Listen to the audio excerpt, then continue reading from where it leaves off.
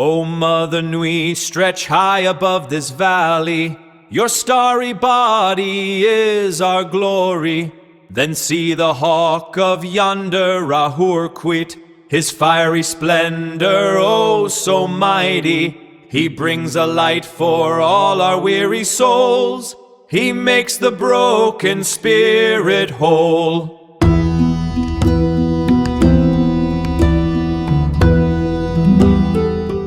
So, if you draw a 5-pointed star on a piece of paper today, you basically get a gold star. Yeah, literally. Like, it just means great job. Right. But we are doing a custom deep dive today, and we're unpacking this really intense academic paper on Western esotericism. And it turns out, if you drew that same star, upside down in 1897, you were declaring that the physical universe was mathematically crushing your human soul. Which is just a wild shift. And to really appreciate how drastic that 19th century pivot was, you kind of have to look at the baseline our source text establishes. Because for centuries, this shape was entirely optimistic. Oh, totally. Like the ancient Pythagoreans viewed it as the literal geometry of health. Exactly. And then Renaissance thinkers, like Heinrich Cornelius Agrippa, they took it even further. She actually mapped the human body perfectly inside the star. Right, with the head in the top point and the arms and legs stretching out to the other four. It was this visual argument that the human form is basically a miniature, perfect reflection of a divine universe. Yeah, and that beautiful unified theory holds steady for a long time.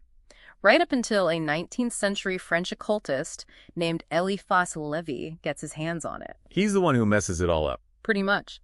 The paper argues Lévy is the one who fractures the symbol by assigning it these incredibly strict, unyielding geometric laws.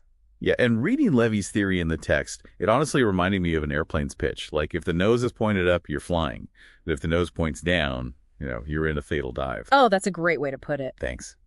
It just seems like Lévy made it so the actual orientation of the star dictates its metaphysical gravity. That is definitely a much better way to conceptualize it than just, good or bad. Because Lévy decreed that one point facing up represents the human spirit actively steering the plane. So it's your conscious intellect commanding the raw, messy matter of the universe. Exactly. But if you flip it, suddenly 2 points are facing up.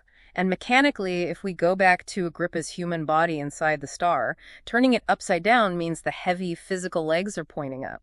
Right, and the intellect is just buried at the bottom. Which perfectly explains why Lévy argued that an inverted star means raw matter is subjugating the spirit. Like, the physical body is literally weighing down the conscious mind.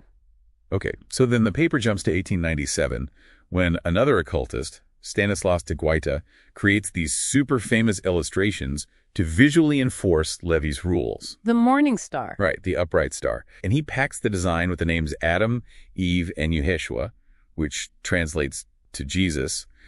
And I have to admit, reading this part, I was deeply skeptical. It kind of sounds like someone just sneaking Sunday school lessons into a magical diagram. Oh, on the surface, absolutely. And just to be clear, we're just reporting what the source material argues here, not taking any theological sides. But the academic breakdown shows it's actually this really complex alchemical math. So they aren't the historical couple from Eden. No, not at all here. They represent fractured, opposing cosmic forces. And the geometry of the upright star acts as a machine designed to force those divergent energies back together. Into that unified primordial state, right? The Adam Kadmon.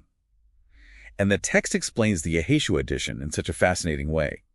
They took the base elements of the physical universe, represented by a 4-letter Hebrew name for God, and inserted a 5th element right into the center. The letter Shin, yeah, the divine fire. Exactly. And that combination spells Yeshua. So it's basically a formula for the intellect setting fire to base reality. So then you have to ask, what happens when that engine of spiritual intellect is turned upside down? Well, you get de Guaita's Pentagram of the Night, the inverted star. Yeah. And my immediate reaction reading the descriptions of this one, because it's crammed with a Baphometic goat plus the names Samuel and Lilith, was just, okay, this has to be literal devil worship. Right, but the authors of the paper actually push back really hard on that assumption. It isn't an anti-God. Look at the physical mechanics of the drawing itself. The goat's head. Yeah, a goat's head is placed inside because its 2 horns perfectly fit those 2 upward-pointing sections of the star. It represents base, untamed animal instinct dominating the mind. Which ties perfectly to the names. The text notes Samael represents the venom of hyperdivision. just, dissecting your world until absolutely nothing unified remains. And Lilith represents chaotic nature. Right. And around the edges, instead of divine fire, you have the word Leviathan, the deep, crushing ocean. So you aren't worshiping evil. You are tragically surrendering your willpower to biological instinct and, well, letting the chaotic ocean of the material world just drown you. But the text arrives at this fascinating synthesis, using an old Hermetic rule. As above, so below, meaning you actually need both orientations. Yeah, because you cannot achieve the great work, that ultimate spiritual ascent, without the friction and combustible fuel of the material world. It really makes you look at how you operate daily. Like, how do you balance your own structuring, conscious intellect against your messy earthly passions? Because you can't just delete your instincts. No, you really can't. Which leaves us with this final thought from the deep dive. If the so-called evil inverted star simply represents raw, untamed nature and biological instinct, what does it say about 19th century society that we labeled our own natural state as the ultimate spiritual failure?